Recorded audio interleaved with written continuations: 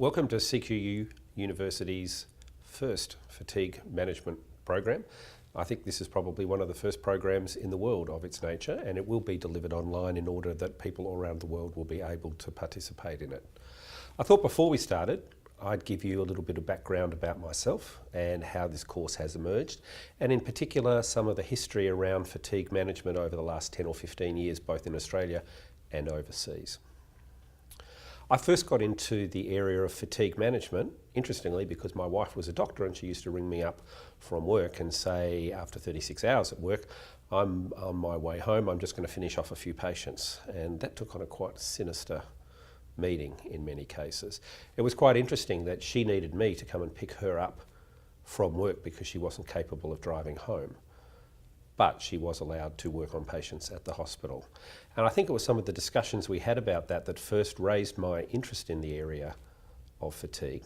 I'd been working in the area of sleep research for many years, but in a sense this became the obverse of that. That is an interest in what happens to people when they don't sleep. Probably the first major work we did in this area was around a comparison of the effects of alcohol and sleep deprivation. And that was a paper published in Nature back in 1997. Since then, we've done a lot of work, particularly with industry, trying to understand how people within the workplace think about fatigue, and most importantly, how we can best manage fatigue from a safety management systems perspective.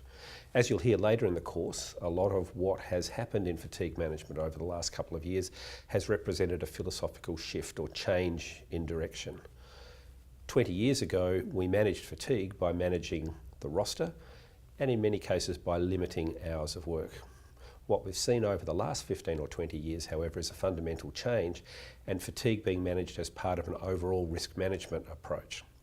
Within this course, we will try to set out how we think these changes have impacted on the workplace and what are some of the most effective ways that you as an organisation can understand the impact of fatigue and to develop a management system for minimising the risk.